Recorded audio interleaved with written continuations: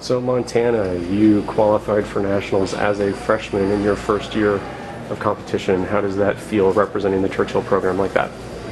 I feel so, it's a amazing feeling, and it's different, and I feel very blessed to be here, and all the effort and work we've all put in together as a team. We've all helped each other, like the 5 of us here, we've all kind of supported each other and helped us to get to this level. And coming as a freshman is even more of a big deal for me, I guess, because I came into this not knowing exactly what was going to happen, and it all happened kind of the way I hoped it would, and it's an amazing feeling, and I'm so blessed to be here. Thank you, royal subjects, as I look out to see your smiling faces. Under the penalty of death! The Queen and I are heartened by your sincere mandatory expression of love. This year's royal ball is a very special personal occasion for the King and I. As our older subjects know, when we first married, we were unable to conceive. And then one day, when I was about to be beheaded, I said, "Let's adopt!" And so we searched the entire kingdom.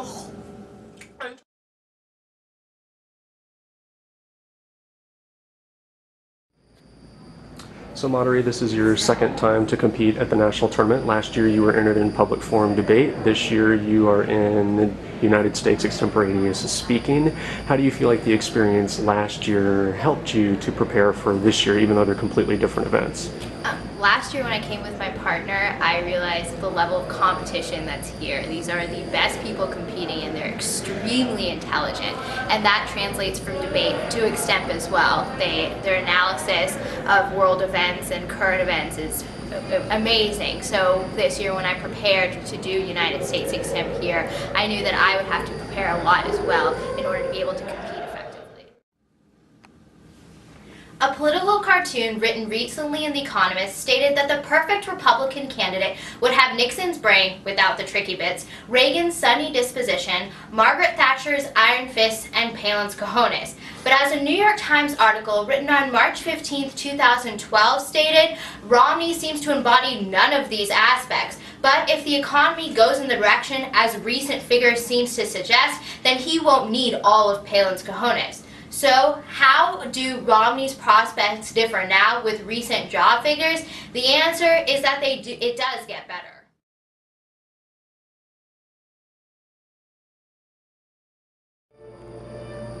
So Riley, as a soon-to-be senior at Churchill High School, how do you think this experience at Nationals, your first time at Nationals, is going to help you grow moving into your final year of high school competition? Well, I know that it's going to impact me greatly. If anything, it's going to help me in the future. I'll know that kind of competition, and I'll bring that level of competition at every tournament, rather than just, oh, I'm at nationals, I have to bring this, crazy performance. It's going to be more of a, okay, I've seen this great level of competition. I want to be like that at every tournament. And James, you are going to be a junior next year, so you're here as a sophomore for the first time. How are you hoping this experience helps you prepare for next year? Well, really, this being my novice year, this is my learning year, and I think being at this tournament, this is everything that I possibly could want to learn. The decorum needed, the level of competition needed, everything that goes into this tournament will help apply to every single tournament next year. Newsflash, it seems tonight the Halloween killer has taken his 4th, 5th, and 6th victims. Police Chief Braddock, in a dramatic media appeal, said, "We are looking for a man between 20 and 45 years of age, between 4'8" and 6'5", weighing in the neighborhood of 135 to 250 pounds. If you should see such a man, please contact this department immediately." While the police not positively identified the murderer, they do have what termed, quote, "several educated guesses that we think might be in the ballpark.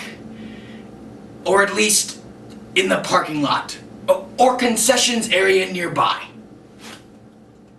end quote.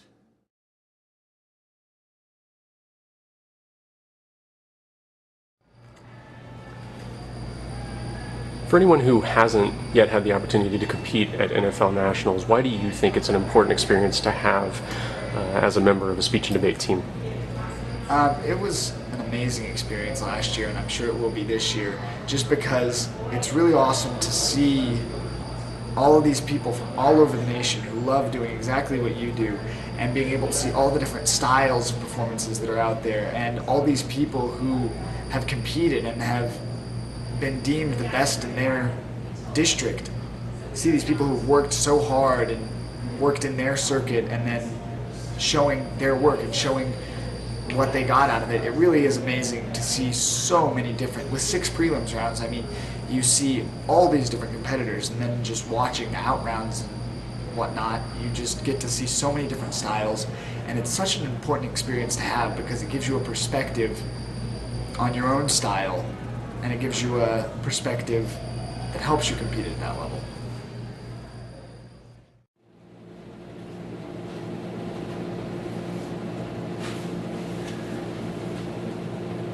Ladies and gentlemen, step right up.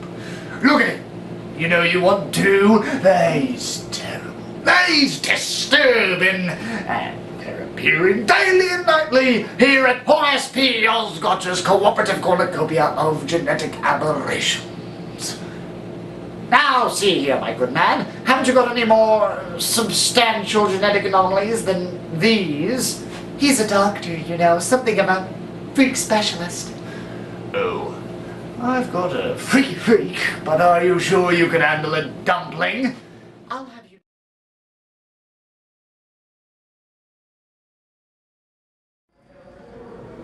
So this is your second NFL Nationals.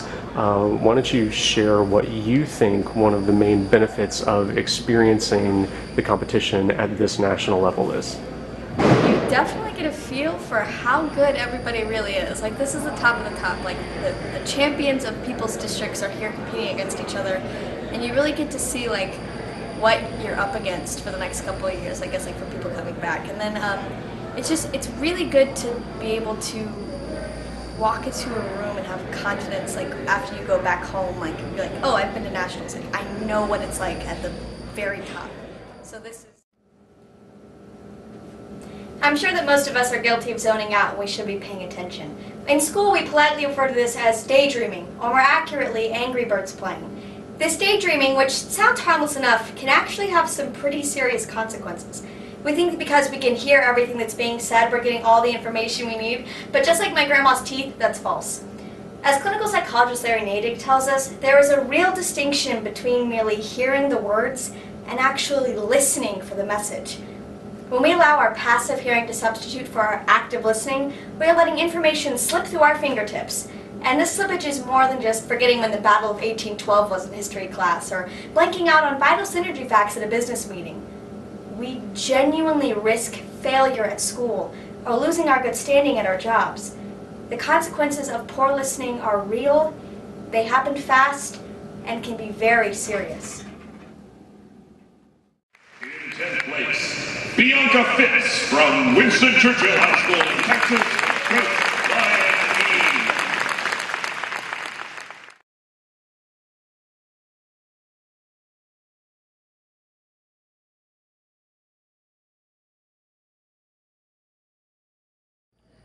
Thank you. Like, I know it seems really simple, but really, like, that's the most basic thing I can say because it just encompasses everything. Like, thank you so much. Like, we wouldn't be here, like, without you guys. And it was really, really awesome to see, like, how Intip has influenced everybody. And it was amazing. I was blown away by the amount of, like, generosity people had. So just thank you guys a lot.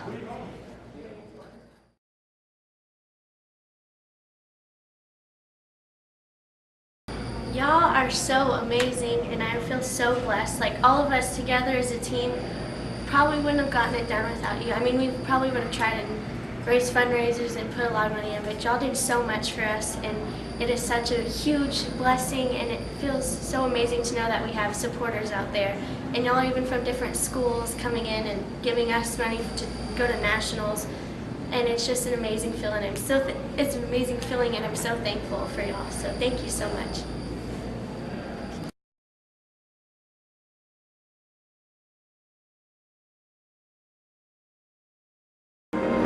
I want to thank you very, very much because the interpreters and the debaters both together spend a lot of money during the year in order to go to tournaments. And I can honestly say that me and a lot of other people would not have been able to get to nationals without the generosity that you've shown us just because of financial problems. So thank you so much for giving us the money and giving us the support so we can come and represent Churchill as well as you did when you were alumni, or if you're not alumni, as you have done.